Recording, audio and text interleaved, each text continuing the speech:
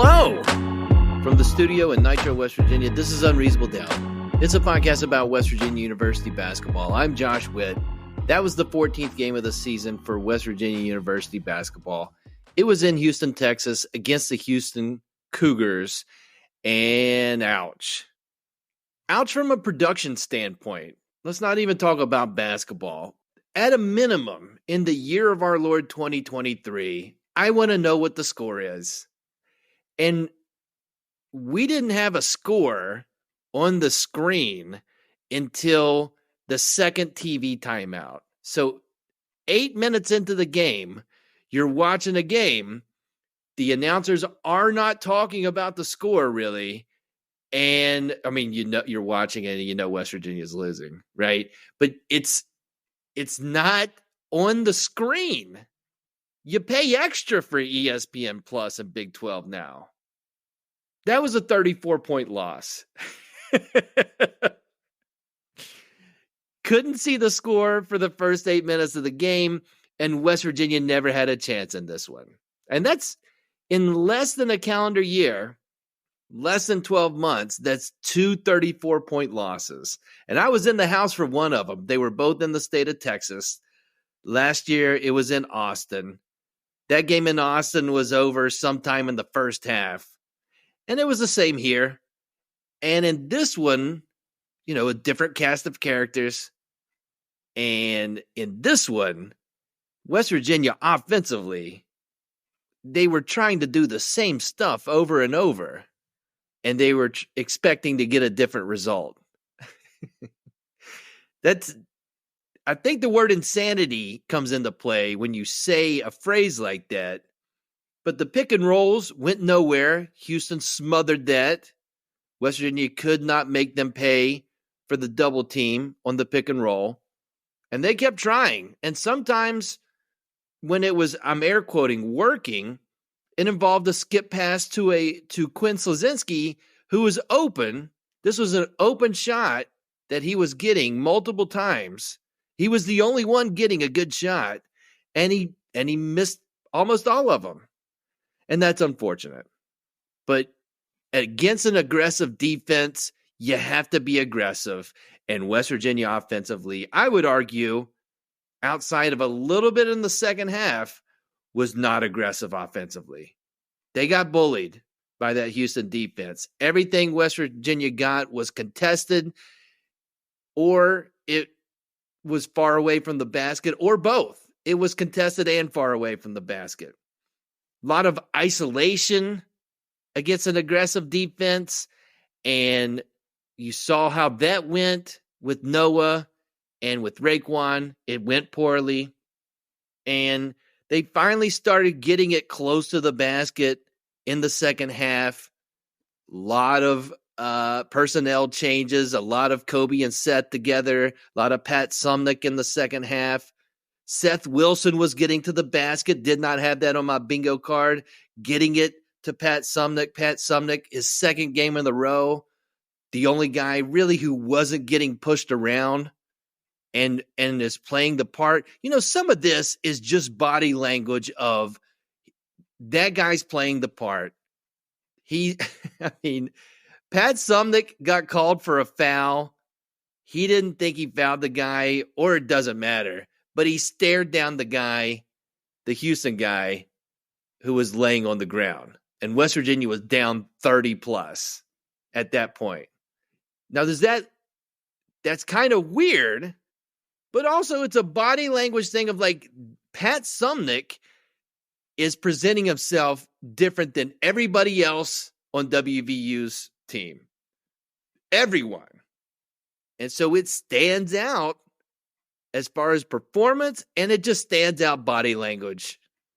And it's weird to say that 14 games into the season that I'm looking at body language and I'm pointing at Pat Sumnick, and I would say to the rest of the group, present yourself like that guy for the rest of the year. Let's see what the performance is, but just present yourself. And maybe they can't, because Pat Sumnick is the strongest guy on the team. Anyway, that was offense. And think about it, the promise offensively with all of these recent additions from various means, it has not been fulfilled yet. That promise is not there. And it may not happen. It may not gel. But it's hard to tell against the best defense in the country, arguably, in Houston. And the way West Virginia was being passive on offense in the first half, and we'll talk about defense in a second, the previous coach would have done a line change. Let's be clear. With the numbers, and it wouldn't have even mattered. I mean, I remember Tavon Horton either starting or playing early in games. He was a walk-on. And it was because he did not – the previous coach did not like what he saw on the court. And Coach Eilert, I'm sure he didn't like what he saw in the first half, but he did not do the line change. He waited until the second half, and it was already way out of hand before he started making decisions like that. Defensively, I got to say, and Houston's great at basketball. They're a great addition to the Big 12. They're going to be the top half of the conference. The culture there reminds me of what like a Huggins team with that kind of physical gifts could be, like Cincinnati Bob Huggins. But this team, WVU defensively, it looked for the first time, well, maybe not the first time, borderline, I'm going to use the word lazy. And that seems strong, but it's the only word I could think of. I mean, Houston drove baseline at will. I mean, West Virginia was kind of leading their guy to the baseline without any repercussions. Like, okay, I'm just going to take the baseline and go all the way in. Here comes the double, get it into the paint, and then the most ferocious dunk happens. And that play happened so many times. It was bad. Then you go with the change up and you go with zone defense, and Houston said, "Great. We're going to throw it to the short corner. We're going to zip that pass to 8 feet from the basket." And then that guy either got it to the basket and scored, or just made a couple extra passes. Somebody's got a wide open shot. I mean, it was bad. And I don't know how that changes either. Because what does West Virginia do defensively? They don't create turnovers. They don't stay in front of their guy. A Cook had some good blocks, but those blocks are not enough. And he had a number of blocks, not enough to mask how bad the defense was against Houston today. It was bad. And I was concerned about that, but I was more concerned about how aggressive Houston is offensive rebounding wise. And that wasn't terrible. West Virginia, it's of the one thing you could say is looks like it's improving a little bit. They didn't get bullied on offensive rebounding. They got out rebounded, but West Virginia got their own offensive rebounds. It wasn't where they got bullied, but they definitely got bullied everywhere else. Everything else involved with basketball, Houston bullied West Virginia. And today, it was all a mess. It was all a mess against an excellent team at the excellent team's place. And so that's all true. And so what that's going to make, when I say the next thing, it's going to make me sound like I'm delusional. But that's only one game.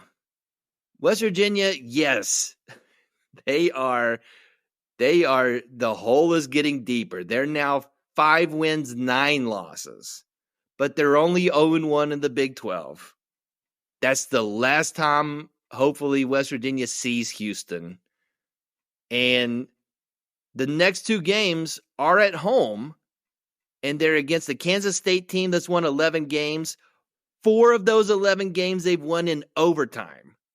Kansas State, 4-0 in overtime. So they come into this game winning 11 games. If they had West Virginia's luck, they would come into this game with 7 wins. You play Kansas State, and then you play Texas, who lost tonight against Texas Tech at home, and who has 3 losses, all of them by double digits. I'm not saying West Virginia will not be favored in either one of these games, but it's neither of those teams are Houston defensively. So I want to give you the path. I mean, we've talked about the math and how it works. And, that team that lost to Texas last year, they made the NCAA tournament. That last year's team that lost by 34 in Austin, they made the NCAA tournament. This team that lost by 34 will not make the NCAA tournament. I feel confident in that. But let me give you an optimistic path for WVU to get to 500 in Big 12 play. I mean, to me, this is best case scenario and something you could be proud of. 9-9 in the toughest conference in America. Extremely optimistic. It does factor in Edwards coming back and no other injuries. But I can, without sounding like a crazy person, give you a best case scenario path where West Virginia finishes 500 in the conference. And here's what I got. And let's be clear, this is best case scenario. So the most likely scenario, if best case is 9-9, then the likely scenario is winning 4-6. And then worst case is winning less than 4 conference games. And they're 5-9. So it's all of these are in play. I want to give you the most optimistic in a season that doesn't have a lot of optimism other than what happens after this year. So here we go. The next 2 are at home, and you got to win at least one of them. Come back Tuesday and beat Kansas State or win over the weekend against Texas. Get one of those. The next one is probably of all the things I'm going to say, probably the toughest thing to do because it involves sweeping teams. And I've got 2 targets to sweep. Both are newcomers that are not Houston. Sweep UCF and sweep Cincinnati. Because I am predicting that Cincinnati and UCF will be in the bottom half of the Big 12. You play those teams twice. Get 4 wins. Figure it out. Okay, I'm saying that out loud, sweeping a team in the Big 12. That sounds I'm telling you it's best case. That seems a little out there. All right? But now we're at 5 wins. Then you win at Oklahoma State. You only play them once. It's in Stillwater. You've had your success in Stillwater. Historically, all the names are different, right? I don't think we can lean on that, but it's possible. And Oklahoma State coming into the Big 12 conference play we're looking right up to them. If we're 14, they're at 13. And they lost at home tonight or today to Baylor. Baylor went into Stillwater. West Virginia is not Baylor, but get that win. Another bottom half team. And then the next 2 things West Virginia's got to do. So that gives us 6 wins. Looking for 3 more. So you got to find 2 home wins that aren't UCF, Cincinnati, and one of the next 2. So if this team wins the next 2 and are 2-1 in the Big 12, then you sweep UCF and Cincinnati and just find another win. And look hard. Look hard to find that other win, but find it. That gets you to 8. And then you've got to steal another road win. And that's really tough sledding. I mean, think about it. West Virginia, they won 2 Big 12 road games last year. 2. And if you take out the 2020-2021 season where, we're pandemic, they're playing games, but sometimes they're empty or limited people in the building. Since the 2019-2020 season, West Virginia University basketball, you scratch that pandemic season, they've only won 4 Big 12 road wins. And so what I'm asking of this team in a best case scenario is to win 4 road games in a path to 9-9. So win the same amount of road games in the Big 12 that you've won in that you've won in 3 seasons. Do it in 1 season, in the season that you're currently sitting 5-9. All right. I mean, I'm just saying it out loud. I'm telling you, it's the most optimistic path. It's not. Okay. The more I say it, the more, as a listener, you would say, "Well, why do you keep telling me it's not crazy?" And the more times you tell me it's not crazy, it in fact proves that it is crazy. I don't have a response to that.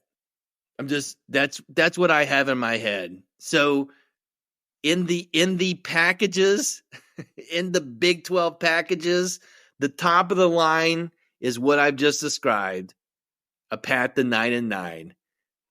The middle package is probably what we should expect, 5-7 or 4. Okay, that maybe that's aggressive. 4-6 Big 12 wins. And then the lowest package, the cheapest package is a very bleak package. But I don't want to explain those other 2. I want to hit you with optimism after a game like that, and after 14 games into the season, West Virginia is where they are.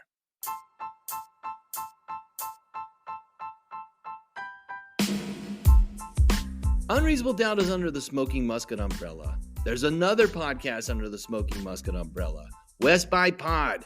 Joel, Jordan, they talk WVU football, and they are talking about the Mayo Bowl champs. That's right, your Duke's Mayo Bowl champion, WVU Mountaineer football team. They won 9 games. Joel, Jordan, Jake Lance all react to the Duke's Mayo Bowl win. Check out that podcast wherever you listen to this podcast, whichever platform. Go to smokingmusket.com, read the stuff, follow the X feed, go to the Discord. Fantastic Discord where you can talk to fellow Mountaineer fans about sports and other stuff. Smoking Musket. All right, as I'm recording, I look at my phone and see that Cincinnati went to Provo and beat BYU. And so you just they can win at BYU. So just sweep that team. Okay, slight change. Beat Cincinnati at home. So sweep UCF, beat Cincinnati at home, and then beat BYU at home. The next game for WVU, back in Morgantown, Tuesday, 7 p.m., ESPN Plus. West Virginia plays our good friends from Manhattan, the Kansas State Wildcats. That coach, he's lively, Jerome Tang. I enjoy his work. Kansas State, they play 8 guys. So possible gas in the tank concerns. Lots of minutes for their backcourt. This is another team, amazingly. I feel like this is a broken record. Kansas State great at offensive rebounding. West Virginia getting better at defensive rebounding. They were not terrible today. Another test on the glass against the Wildcats. Kansas State struggling offensively, but the defense is solid. But Kansas State's defense saying they're solid. It's not Houston's defense. Kansas State's point guard had 25 tonight in their win against UCF. 25. So if he can come to earth the next game, WVU have a bounce back game. I mean, not bouncing back from playing a defense like Houston. And just like playing Houston. Playing Houston, you know, in baseball where they're swinging the bat with the weight ring on it, and then you take the ring off the bat and then it swings really fast. That's the weighted ring is playing Houston. You know those strength shoes you could get in the East Bay catalog? Like your calves are on fire, but then you run without those and you run faster. People run with weighted vests and it slows them down, and then they take that vest off, they run like the wind. You see what I'm saying? The game after playing a team that plays defense like Houston, it's going to feel so free. And Kansas State is good at defense, but they ain't doing what Houston's doing. So I'm making a bold prediction on the podcast. I think West Virginia breaks 60 in the Coliseum on Tuesday. I hate how this sounds, how optimistic I sound with such a low bar that I'm setting. I think West Virginia breaks 60. Like, I feel good about that. Should anybody feel good about breaking 60 in college basketball besides Virginia? No. The question is, will breaking 60 be enough? We'll find out on Tuesday. That's it for this episode of Unreasonable Doubt. Listen on all the platforms, or just pick one. Apple Podcasts, Spotify Podcasts, Google Podcasts, Overcast Podcast, YouTube. Until next time, I'm Josh Witt, WVU, for the 2023-2024 season. They have 5 wins and they have 9 losses.